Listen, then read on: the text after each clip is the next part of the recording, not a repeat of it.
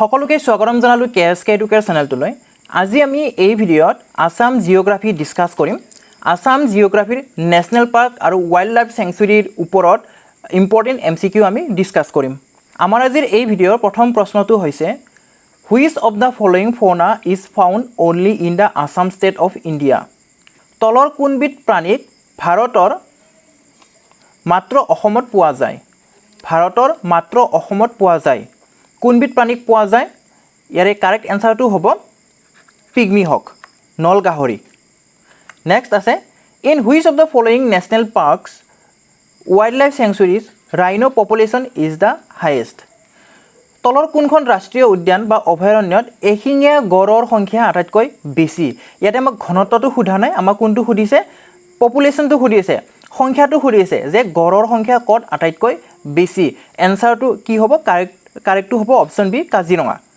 আপোনালোকে নিশ্চয় কাজিৰঙাটোকে ভাবিছে। কাজিৰঙাত কি হয়? গড়ৰ সংখ্যা আটাইতকৈ বেছি হয়। মোৰ দেন কি আছে? মোৰ দেন 2000 কি আছে? গড় আছে কাজিৰঙাত। এতিয়া আহিছোঁ পৰৱৰ্তী প্ৰশ্নটোলৈ। Over 90% of world population of a particular animal species found in Kaziranga National Park is which of the following? তলৰ কোনবিধ জন্তুৰ প্ৰজাতি কাজিৰঙা ৰাষ্ট্ৰীয় উদ্যানত বিশ্বৰ 90%তকৈও 90%তকৈও অধিক পোৱা যায়। আৰু ইয়াৰে শুদ্ধ উত্তৰটো হ'ব অপশ্যন বি, পিগমি হক, নল গাহৰি।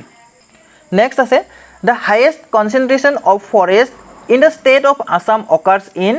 অসমৰ ক'ত অৰণ্যৰ গাঢ়তা আটাইতকৈ সৰ্বাধিক?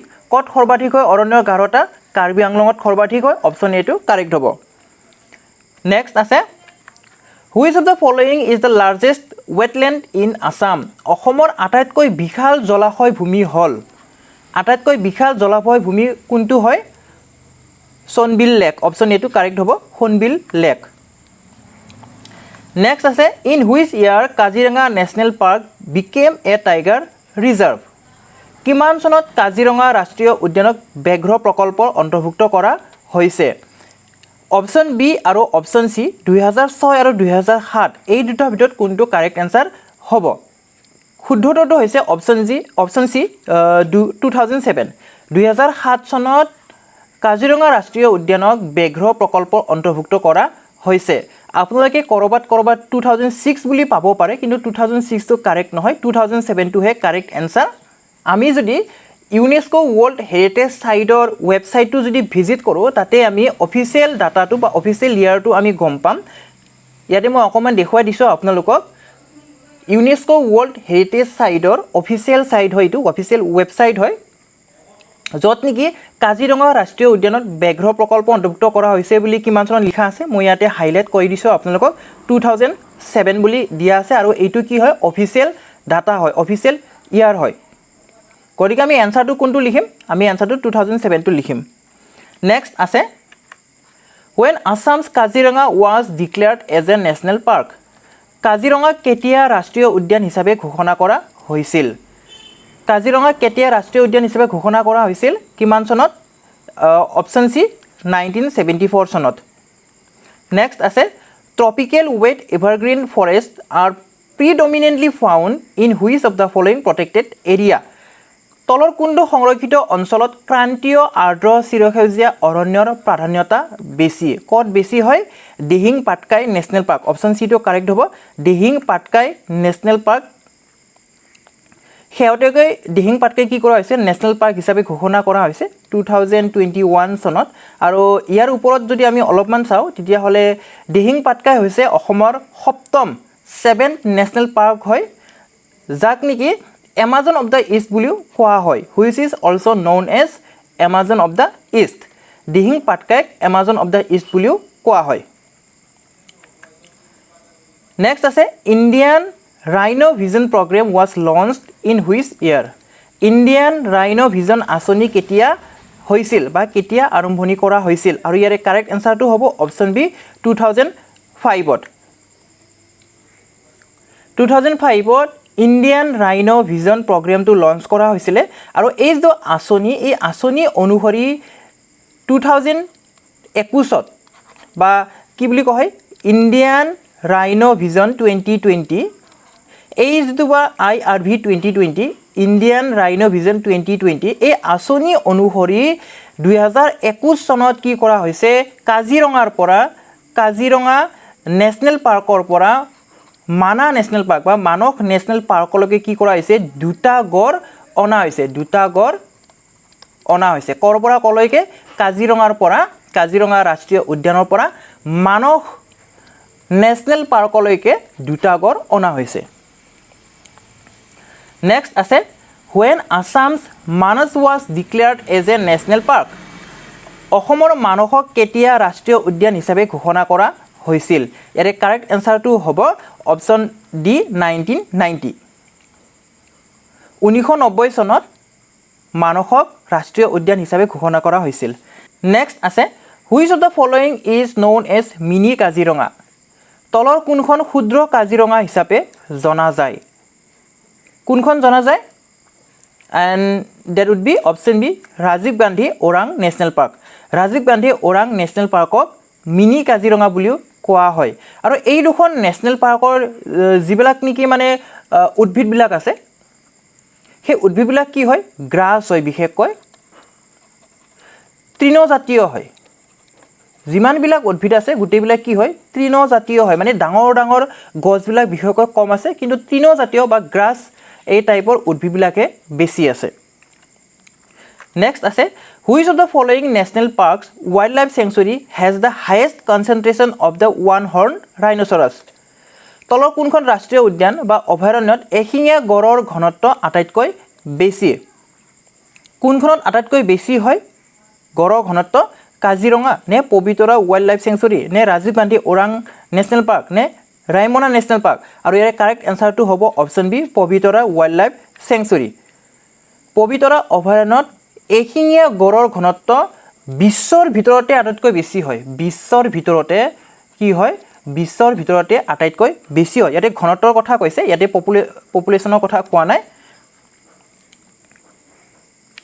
নেক্সট আছে Laokhowa sanctuary is situated in which of the following district Laokhowa অভয়াৰণ্য তলৰ কোনখন জিলাত অৱস্থিত অপশ্যনবিলাকত কি কি দিছে কামৰূপ শোণিতপুৰ নগাঁও কাৰ্বি আংলং আৰু ইয়াৰে কাৰেক্ট এনসাৰটো হ'ব অপশ্যন সি নগাঁও লাউখোৱা অভয়াৰণ্যৰ কালি কিমান হয় এৰিয়া কিমান হয় 70 স্কুৱেৰ কিলোমিটাৰ হয় আৰু ইয়াক অভয়াৰণ্য হিচাপে কেতিয়া ডিক্লেয়াৰ কৰা হৈছিলে 1979 চনত ইয়াক অভয়াৰণ্য হিচাপে ডিক্লেয়াৰ কৰা হৈছিলে নেক্সট আছে Barail wildlife sanctuary is situated in Cachar district of Assam which is famous for অসমৰ কাছাৰ জিলাত অৱস্থিত বৰাইল অভয়াৰণ্য কিহৰ বাবে বিখ্যাত হয় আমি যদি অপশ্যনকেইটা চাওঁ তেতিয়াহ'লে অপশ্যন ডিটো কাৰেক্ট হ'ব tropical moist evergreen and semi evergreen forest ক্ৰান্তীয় আৰ্দ্ৰ চিৰসেউজীয়া আৰু অৰ্ধ চিৰসেউজীয়া অৰণ্যৰ বাবে বিখ্যাত হয়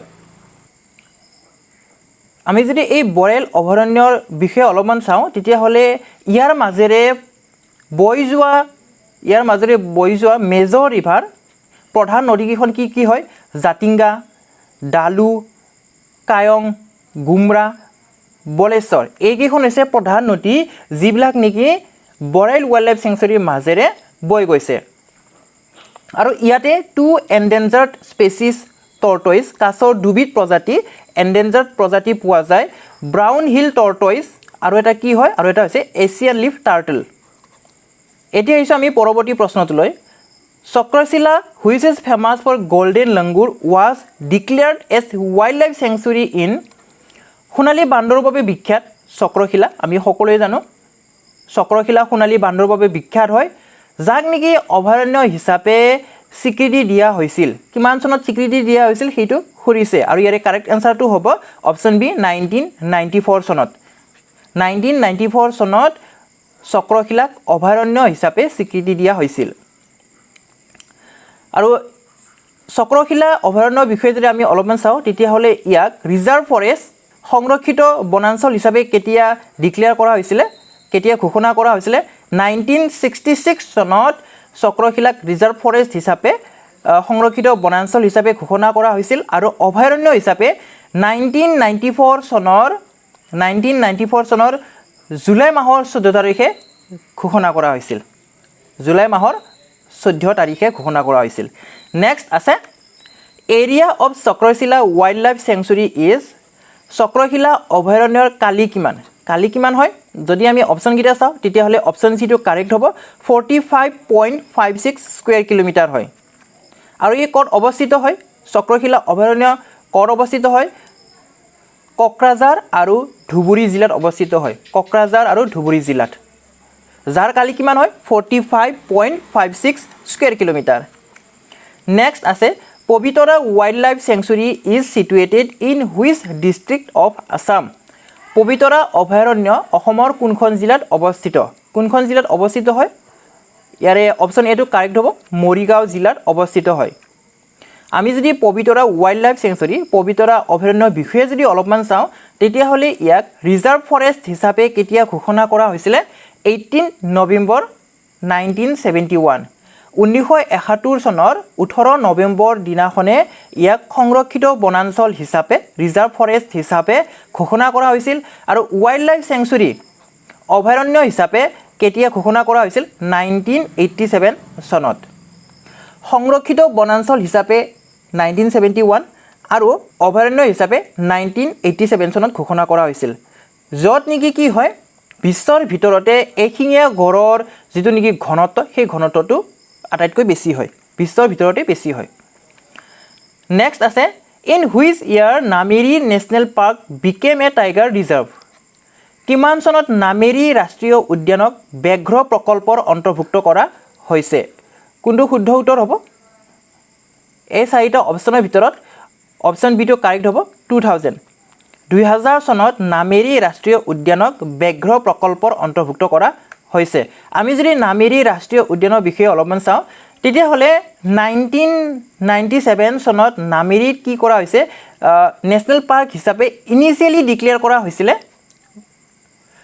আৰু কালি আছিল 212 স্কয়াৰ কিলোমিটাৰ 212 বৰ্গ কিলোমিটাৰ মাটিখিনি সাঙুৰি লৈ কিনে 1997ত কি কৰা হৈছিল ইনিশিয়াল ডিক্লেৰেশ্যন কৰা হৈছিল এজ নেশ্যনেল পাৰ্ক কিন্তু 1998 চনৰ 15 নৱেম্বৰ তাৰিখে ফৰ্মেলি ডিক্লেয়াৰ কৰিছে কি হিচাপে ৰাষ্ট্ৰীয় উদ্যান হিচাপে নামেৰীক ফৰ্মেলি ডিক্লেয়াৰ কৰিছে কিমান চনত 1998 চনত নেক্সট আছে Sonai Rupai Wildlife Sanctuary is situated in which district of Assam?